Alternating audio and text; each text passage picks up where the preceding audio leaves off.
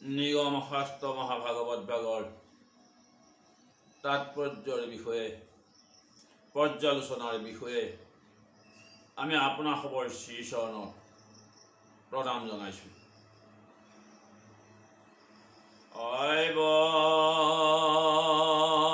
ভক্ত ঈশ্বৰ হৰি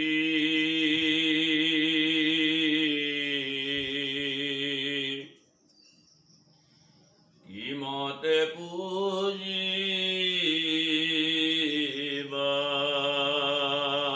তাংক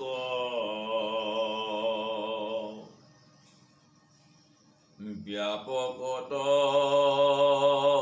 কিবা বিসৰ্জন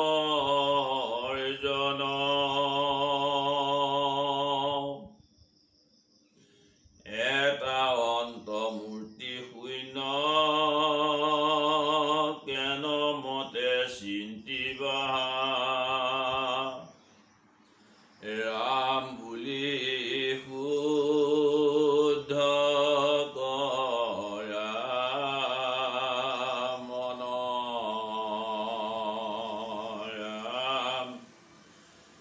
ৰাম বুলি শুদ্ধ কৰা মন। কৃষ্ণ।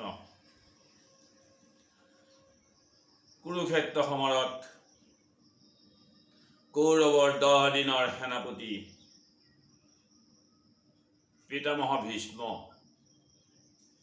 10ম দিনত পিতামহ ভীষ্ম শৰশয্যাত পতিত হ'ব লগা হ'ল। আৰু যেতিয়া কুৰুক্ষেত্ৰ সমৰৰ অন্ত পৰিছিল, কুন্তি সমন্বিতে পঞ্চপাণ্ডৱ পিতামহৰ ভীষ্মৰ ওচৰলৈ জ্ঞান লাভৰ বাবেই তেওঁলোক গৈ পিতামহ ভীষ্মৰ ওচৰত উপস্থিত হৈছিল। মহাৰাজ যুধিষ্ঠিৰে হস্তিনাপুৰ তেওঁ ৰাজত্ব কৰিব লগা হোৱাত ৰজাৰ কি কৰ্ম, ৰজাৰ যি ধৰ্ম, এই সকলো উপদেশ পিতামহ ভীষ্মই তেওঁক প্ৰদান কৰিছিল। আৰু পিতামহ ভীষ্মই পঞ্চপাণ্ডৱক উদ্দেশ্যি কৈছিল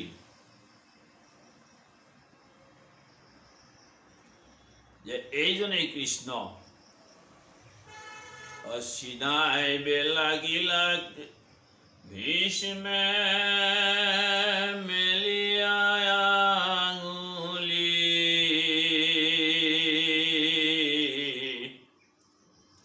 এহেতে ঈশ্বৰ কৃষ্ণ কালো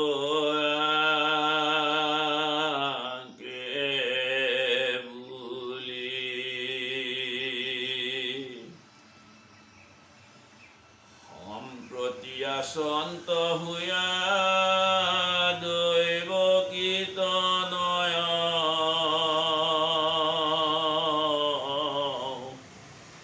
আন্তে হুই জগতৰ সৃষ্টি স্থিতি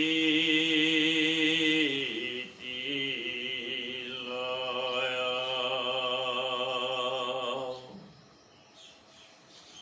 কিনু পাণ্ডু পুত্ৰ তোমাৰ মহাভাগ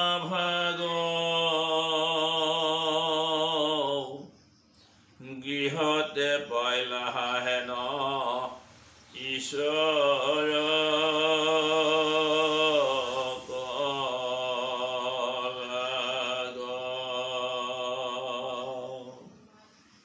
সেইজনেই যে কৃষ্ণ, সেইজনেই যে সৃষ্টি স্থিতি আৰু লয়ৰো অধিকাৰী। সেই কৃষ্ণক যে গৃহতেই পঞ্চপাণ্ডৱে পাই পাণ্ডুপুত্ৰসকলে তেওঁক সখী হিচাপেই হওক, বান্ধৱ হিচাপেই হওক তেওঁক লগ পাই তেওঁলোক যে কৃতাৰ্থ হৈছে, তেওঁলোক যে এই ধৰ্মৰ সাক্ষী হৈ অধৰ্মক যে পৰাজয় কৰিব পাৰিছে, সেই কথা বৰ্তমান পিতামহ ভীষ্মই তেওঁলোকক বুজাই দিছে। সেইজন পিতামহ ভীষ্মৰ ওচৰত যি সময়ত দুৰ্যোধনে তেওঁৰ কেশত ধৰি ৰাজসভাৰ মাজত তেওঁক দুৰ্ঘোৰ লাঞ্ছিত কৰিছিল, যি লাঞ্ছনাত তেওঁ ভুগিব লগা হৈছিল দ্ৰৌপদীয়ে সমহ ৰজা মহাৰজাৰ সন্মুখত, সেই সময়ত দ্ৰৌপদীয়ে প্ৰশ্ন কৰিছিল পিতামহ ভীষ্মৰ ওচৰত যে মোৰ কি দোষ, মোৰ স্বয়ম্বৰৰ সময়ত মোক এবাৰ সকলো মহাৰজাই ৰজা সমস্তই স্বয়ম্বৰত উপস্থিত থকা সকলোৱে মোক দেখিছিল বা ময়ো দেখিছিলোঁ। তাৰপিছততো আৰু মোৰ কোনো দোষ নাই, মোক কোনেও দেখা নাই। এই এখন সভাৰ মাজত এগৰাকী সতী স্ত্ৰীক এনেধৰণেৰে লাঞ্ছিত কৰা এয়া কি ক্ষত্ৰিয় ৰজাৰ ধৰ্ম নেকি? আপোনাৰ সবল ক্ষত্ৰিয়ৰ ধৰ্ম নীতি কলৈ গ'ল? আপোনালোকৰ সনাতন ধৰ্ম এতিয়া ক'ত লুকাল? কৌৰৱসকলৰ পূৰ্বপুৰুষসকলৰ নীতি আদৰ্শ ধৰ্ম আজি ক'ত লুকাল? আমাৰ এই প্ৰশ্নৰ উত্তৰ আপোনাসৱে দিয়ক। আৰু আপোনালোকে যিহকে কৰিবলৈ কয় আমি তাকে কৰিবলৈ ৰাজি হৈ আছো। যি সময়ত লাঞ্ছিত হৈছিল, হিয়া ভগা কান্দোনেৰে দ্ৰৌপদীয়ে সেই দুৰ্যোধনৰ লাঞ্ছনাৰ প্ৰকোপত পৰি তেওঁ সমাজত লাঞ্ছিত হৈছিল, সেই সময়ত এই প্ৰশ্ন তেওঁ পিতামহ ভীষ্মৰ প্ৰতি প্ৰক্ষেপ কৰিছিল।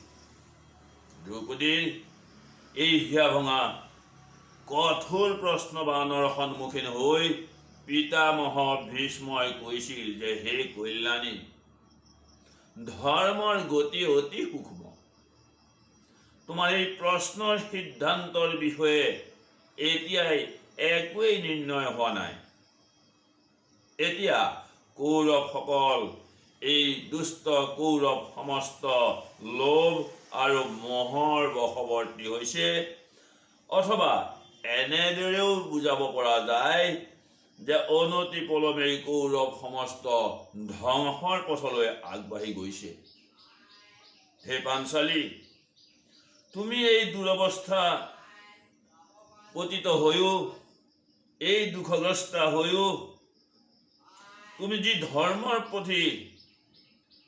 ধৰ্মৰ পথ নিৰীক্ষণ কৰিছা সেই যথেষ্ট। তুমি যি কুলৰ পৰিগ্ৰহ, সেই কুলজাত লোকসকল অত্যন্ত দুখত অভিভূত হলেও কোনো কালেই ধৰ্মৰ পথৰ পৰা বিচলিত নহয়। তোমাৰ প্ৰশ্নসমূহৰ সিদ্ধান্ত তুমি ধৰ্মৰাজ যুধিষ্ঠিৰৰ ওচৰত যেতিয়া তুমি উপস্থাপন কৰিবা, এই প্ৰশ্নসমূহৰ উত্তৰ তোমাক ধৰ্মৰাজ যুধিষ্ঠিৰেই প্ৰদান কৰিব। যি সময়ত পিতামহ ভীষ্মই ধৃতৰাষ্ট্ৰক কৈছিল যে এই পাশা খেলা বন্ধ কৰা, কিন্তু পাশা খেলা বন্ধ কৰাৰ কথা পিতামহ ভীষ্মই কোৱাৰ পাছতো ধৰ্মৰাজ যুধিষ্ঠিৰে কিন্তু সেই পাশা খেলক সমৰ্থন কৰিছিল। ধৃতৰাষ্ট্ৰই এনেদৰেও বুজি পাইছিল যে তেওঁ পুত্ৰসকল যে এই অন্যায় কামত লিপ্ত হৈ ধ্বংসৰ পথলৈ যে আগবাঢ়ি গৈছে, এই কথা কিন্তু ধৃতৰাষ্ট্ৰই তেওঁ বুজি পাইছে। কিন্তু তেওঁ কি কৰিব? তেওঁ অন্ধ, এনেতো অন্ধ, তেওঁ পুত্ৰ মোহতো অন্ধ, যি কাৰণত তেওঁ এই কুৰুক্ষেত্ৰ যুদ্ধ হোৱাৰ পৰা তেওঁ বাৰণ কৰিব নোৱাৰিলে। একমাত্ৰ তেওঁ পুত্ৰৰ মোহত মোহিত হৈ তেওঁ এই কুৰুক্ষেত্ৰ যুদ্ধৰ সূচনা কৰিলে। সেইজন পিতামহ ভীষ্ম তেওঁ জানে যে এয়াই কৃষ্ণ, এওঁৰ দ্বাৰাই সকলো সংগঠিত হৈছে। আৰু যি কৃষ্ণ আজি পাণ্ডৱৰ পক্ষ লৈছে, পাণ্ডৱৰ যে জয় হ'বই সেই কথা নিশ্চিত। আৰু সেই কথা ভীষ্ময়ো জানে, যিহেতু ভীষ্ম সৰ্বজ্ঞানী। কিন্তু তেওঁ যিহেতু দুৰ্যোধনৰ সংগত তেওঁ সংগী হৈ আছে, গতিকে তেওঁ কৌৰৱৰ পক্ষ লৈ যুদ্ধত অৱতীৰ্ণ হ'ব লগা হ'ল। কৃষ্ণ বান্ধৱ সমস্ত, আমি এই অকণমান দুআষাৰ কৈয়ে আজি আমাৰ এই পৰ্যালোচনা সামৰিব খুজিছোঁ। আমাৰ এই চেনেলটো যাতে আপোনালোকে ছাবস্ক্ৰাইব কৰে, আপোনালোকৰ প্ৰতি আমাৰ এয়া অনুৰোধ। আৰু সেয়াই হ'ব আপোনালোকৰ আশীৰ্বাদ আমাৰ প্ৰতি। ইয়াকে কৈ আমি সবৰ চৰণত পুনৰবাৰ সেৱা জনাই আজিৰ এই পৰ্যালোচনা আমি ইমানতে সামৰণি মাৰিছোঁ। কৃষ্ণ হৰি